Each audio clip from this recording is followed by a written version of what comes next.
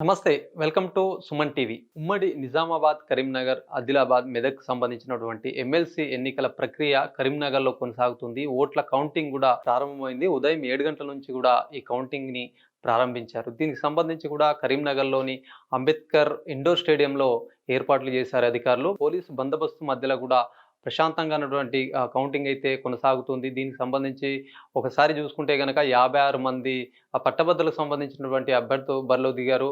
టీచర్‌కి సంబంధించి 15 మంది గూడా బరిలో దిగారు. మొత్తం 30,000 మంది తమ ఓటుని వినియోగించుకున్నారు. ఈ నేపథ్యంలో గూడా కౌంటింగ్ ప్రక్రియ అయితే ప్రశాంతంగా కొనసాగుతుంది.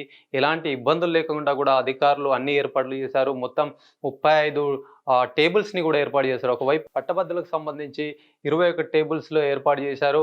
ఉపాధ్యాయులకు సంబంధించి కూడా 15 టేబుల్స్‌ని గూడా ఏర్పాటు చేశారు. ప్రస్తుతం ఈ చెల్లని ఓట్ల కారణంగా కూడా మరింత ఆలస్యమయ్యే ప్రక్రియగా కనిపిస్తా ఉంది. ఎందుకంటే ఆ ఓటర్లు గూడా బ్యాలెట్‌ని మొదటగా అయితే చుట్టలుగా చుట్టి కౌంట్ చేస్తున్నారు. దీని తర్వాత పోస్టల్ బ్యాలెట్‌ని గూడా మొదటగా లెక్కిస్తారు. అనంతరం గూడా మిగతా అంతా కూడా కౌంటింగ్ ప్రక్రియ కొనసాగుతుంది. ఈ నేపథ్యంలో కూడా మరింత ఆలస్యమయ్యే క్రమంగా గూడా చూడొచ్చు. ఎందుకంటే 3 రౌండ్‌లలో మొత్తానికి కౌంట్ చేస్తారని గూడా అధికారులు చెప్తున్నారు.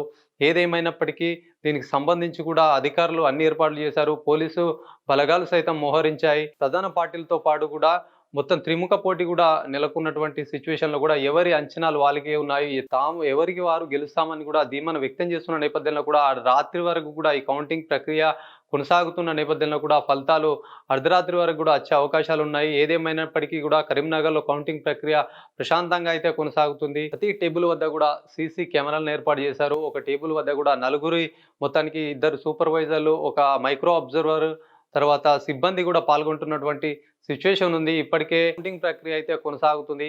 మరి చూడొచ్చు రాత్రి వరకు గూడా మొత్తం ఫలితాలు వచ్చిన సందర్భం గూడా ఎవరు విజయం సాధిస్తారు, ఎవరికి విజయం వరిస్తుంది అని జెప్పేసి గూడా మరికొంత సమయం గూడా వేచి చూడాల్సిన అవసరం అయితే ఉంది.